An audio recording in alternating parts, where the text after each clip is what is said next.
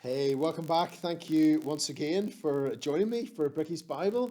And today, we have an amazing story of something that Jesus did to this a guy called Levi. So it's Mark chapter 2 and verse 13. Once again, Jesus went out beside the lake. A large crowd came to him and he began to teach them. As he walked along, he saw Levi, son of Alphaeus, sitting at the tax collector's booth. Follow me, Jesus told him, and Levi got up and followed him. So Levi, or Matthew, like is another name that he's known by, was like a tax collector. So he wasn't a fisherman like some of Jesus' other friends, but he was a tax collector, and he was just like busy at work. He's like counting all the coins and stuff, and then Jesus was just passing by, and then just said, "Follow me." And um, Levi like just got up, left all his stuff, and just went with Jesus. There's a cool there's a painting of this like done a long time ago, and it's a really beautiful painting, and it's so sweet because in the painting you kind of see Levi like sitting there, and when Jesus is like pointing at him, saying like, you come follow me, Levi's like, is it me? It couldn't mean me. It must mean somebody else. And then you're like, no, it's you. You're the guy. So lots of other people weren't big fans. The tax collectors. Times haven't changed. It's exactly the same now as it was then. And yet Jesus saw this guy Levi and said to him, just come and follow me. And Levi just got up and left and went with Jesus. Um, while Jesus was having dinner, so like then they head off to dinner. So Jesus loved like hanging out with people and having food. So while he was having dinner at Levi's house, many tax collectors, so not just this guy, but loads of others, all his buddies, and sinners in inverted commas, people that had made a mess of their lives and screwed up, were eating with him and his disciples, for there were many who followed him. But when the teachers of the law, who were Pharisees, remember those guys?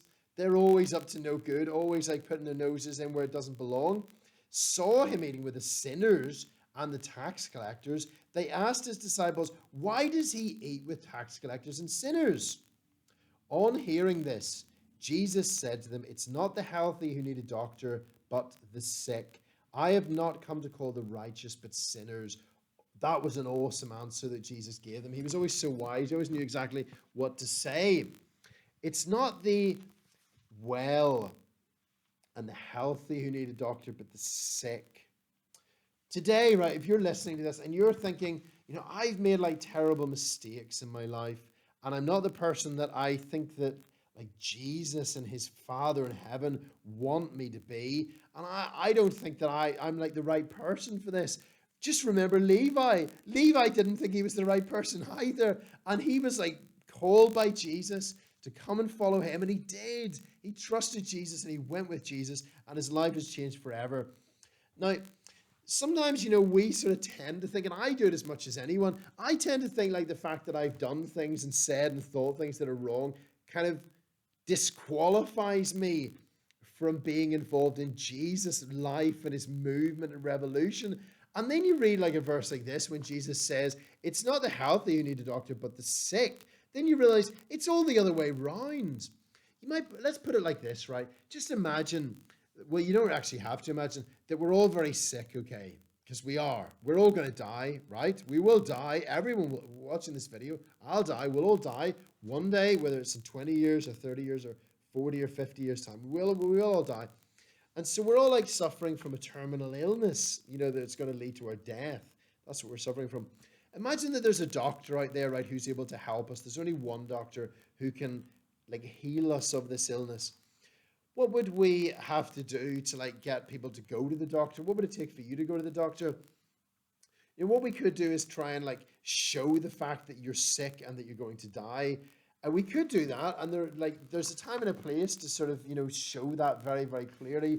But I'll just assume for our purposes that you kind of know that already, and that I know that already. We know that we're sick, and we know that we are going to die in the future, whenever that is. Going to the doctor, I don't know if you're anything like me. I've always been afraid of going to doctors. Because, like sometimes what has to happen to you is very painful and not very dignified and scary in all kinds of different ways. So I'm always very reluctant to go to the doctor. I don't know if you're like me or if you quite like going to the doctor, but how would we like get ourselves to go to the doctor like with this sickness, which is going to lead to us ultimately dying. Um, well, the best way would be like for me to tell you about the doctor, what he's like, right? So that then you'd think all those fears that you might have about him would be laid to rest. And then you think, just go to the doctor, like run to him, or whatever it costs, whatever it takes, just go to him. And this doctor, okay, the real doctor, Jesus, right? He is so amazing, right? That he is not like other. Once I went to the doctor, right, and then I had to like leave the room, and then I had to come back in again. And I came in and I found the doctor on Google on the computer, and he was like typing in the symptoms that I had. This is for real. I'm actually like said this actually happened to me, and it didn't sort of inspire a great deal of confidence, in that particular person. Um, of course, like doctors, are very highly trained, and they do know about the human body and about illnesses and diseases. But this particular person, I was slightly worried when they then started to sort of say, this is what we ought to do from this point. Um, but when a good doctor, like who really knows their stuff, like when you're feeling very unwell, like sometimes even comes into your room or comes into your house, like when the doctor comes, I almost, I used to like, or say that somebody in your house is sick, as soon as the doctor comes and they're like in control of the situation, they know what they're doing, everything starts to like feel better, doesn't it? Like straight away, they don't even have to do anything. It's just by the doctor coming that makes the difference. Jesus, just by his coming, begins to make the difference, okay? Because you start to see that everything's in control and in his hands, and it's not out of control and everything's scary anymore. He doesn't need us to like go to his office. He makes home visits. So wherever you are now, he can come and visit you personally in your home. He is personal. Like you don't need to get in touch with him by his secretary. He doesn't have out of hours. He doesn't like put his phone off the hook. He doesn't put his phone on answer machine. He's available 24/7, 365/66. He's always on call and always on duty. He doesn't need to make any referrals. Like he doesn't need to sort of say, well, this isn't my specialism. I need to pass this on to somebody else. And then you need to go through all your symptoms all over again. No, whatever matter you bring to him, he has the answer. He's a general doctor of all conditions. He handles all the hard cases that nobody else would touch, and he is able to heal. He is the great doctor. He knows what the right prescription is today for you, whatever your case is. It's not the healthy who need a doctor, it's the sick. He hasn't come to call the righteous, but those who are sinners. So today, if you're feeling like you're sick deep down in your heart by things that you've said and thought and done, go to Jesus. Go to the great doctor. He will help you. He can heal you in the right way that you really need and can change you and can help you forever.